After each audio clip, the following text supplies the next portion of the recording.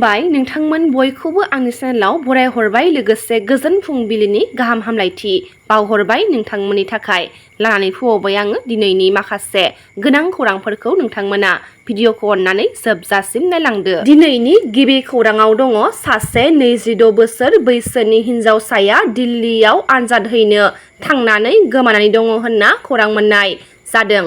खौरां मोननाय बायदिब्ला दिमा हासावनि गंसे गामिनि 26 बोसोर बैसोनि हिनजावसाया सोलिफु दाननि 6 जुनाव रेलवे RRB NTPC आनजाद हैनो दिल्लीसिम थांदोंमोन। बेनिफ्रायनो दिनैसिम न'फारसे गिदिंना फैफिनाखै रश्मिता हजाया।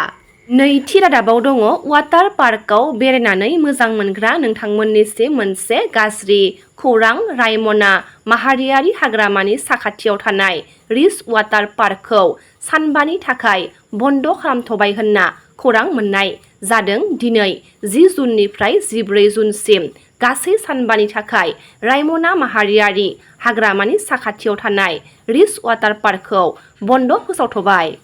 थामथि रादाबाव दङ गिबि मन्थ्रि रिलिफ फान्डआव 1 लाख रां अनसुंथाइ होदों। MP रनजित दत्तआ गिबि मन्थ्रि डक्टर हिमन्त बिश्व शर्माखौ लोगो हमनानै गिबि मन्थ्रि रिलिफ फान्डआव 1 लाख रां अनसुंथाइ होदों। मख'नो गोनांदि बेबायदि अनसुंथाइफोरा आसामनि अलखद समाव रिलिफ आरो रिहेबिलिटेसननि हाबाफारियाव मख'जाथाव हेफाजाब होयो। ब्रैथि रादाबाव दङ मोनसे गिख्रंथाव रादाब बेंगालुरुनि परुना प्रान्जा लेआउटआव थानाय मोनसे OYO हटेलनि खथायाव सासे आइजोखौ बयफ्रेन्डआ खास्रि बिस्रियै बुथारदों। खौरां मोननाय बायदिब्ला बे जाथाया थांनाय 6 आरो 7 जुननि गेजेराव हरनि समाव जादोंमोन। नाथाय साननैनि उनावसो थामहिनबा थांनाय मैया 9 जुनखालिसो बे जाथाया सोराङाव फैदों।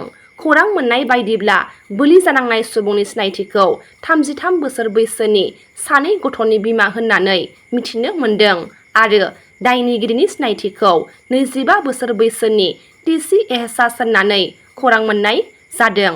रिपर्टनि बायदिब्ला बिसोर सानैनि सोमोन्दोखौ आइजोनि नखरा मिथिदोंमोन जायनि जाउनाव आइजोआ दायनिगिरि TC एहसासखौ सोमोन्दो नागारनो नाजादोंमोन। नाथाय TC एहसासआ बेखौ गनायनानै लायाखैमोन आरो रागाजों आइजोखौ गोबौ हाथियारजों 17 खेब सुनानै जिउ फोजोबो होनना मिथिनो मोन्दों। बाथि रादाबाव दङ सा 5 गारि सिखाव दुथांफोरखौ पुलिसआ हमनो हादों होनना खौरां मोननाय जादों। गुवाहाटीनि गीतानगर पुलिसनि जेआव सा 5 गारि सिखावखौ हमनो हादों होनना मिथिनो मोन्दों। मख'नो गोनांदि गगन बैश्य नयन डेका धृतिराज डेका सादिकुर रहमान आरो आब्दुल कासिम चौधुरीखौ गुवाहाटीनिफ्राय गारि भारायाव लांना मिज'राम त्रिपुरायाव फानहैनायाव सा 5 सिखावफोरखौ गुवाहाटीनि गीतानगर पुलिस बिफाना हमनो हायो। 6थि रादाबाव दङ गुबुन रायजोआव थगायनानै लांजानाय बर' लाइमोनफोरा आयेननि राहा लानो दाबि दैखांदों। चिरां जिल्लानि सदर काजोलगावनि नार्सिं GDA ट्रेनिं इनस्टिट्युटआव नार्सिं फोरोंथाय होनानै थिसनथाय होनायाव रादाय होनाय बायदि थिसनथाय होआलाबानो बेले-बेजे खालामनायनि अजद दैखांदों। थगायजानाय लाइमोनफोरा फोरोंथायनि मुङाव लानाय रांखौ थाबैनो होफिनाब्ला आयेननि राहा लानायनि बाथ्राखौ खौरां मेलनि गेजेरजों फोरमायथिदों। मख'नो गोनांदि चिरां जिल्ला काजोलगाव नार्सिं GDA ट्रेनिं इनस्टिट्युटआव नार्सिंनि फोरोंथाय होनानै थिसनथाय होनायाव रादाय होनाय बायदि थिसनथाय होआखै। अन्थाइगोरा नार्जारिया न' फोसाबनाय खिग्रा न' फोसाबनाय खामानियाव थिसनहैदों होनना अजद होदों थगायजानाय लाइमोनफोरा।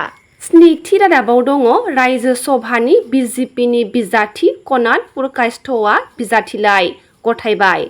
बिजाथिलाइ गथायनाय समाव गिबि मन्थ्रि डक्टर हिमन्त बिश्व शर्मा, मिरु मन्थ्रि सर्बानन्द सनोवाल, हादरसा BJPनि आफादगिरि दिलीप शइकिया, AGPनि आफादगिरि अतुल बरा आरो गोबां दैदेनगिरिफोरा बाहागो लादोंमोन।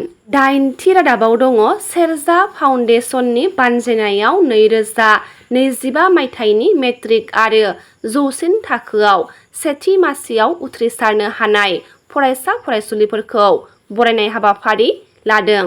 थांनाय मैया सानसेनि हाबाफारिजों लानानै सेरजा फाउन्डेसननि बानजायनायाव कावरुबाहानि बेन्डआव थानाय 2025 मायथाइनि मेट्रिक आरो जौसिन थाखोआव सेथि मासियाव आवग्रिनो हानाय गासैबो फरायसा फरायसुलिफोरखौ मान बावनाय आरो बरायनाय हाबाफारि लादों।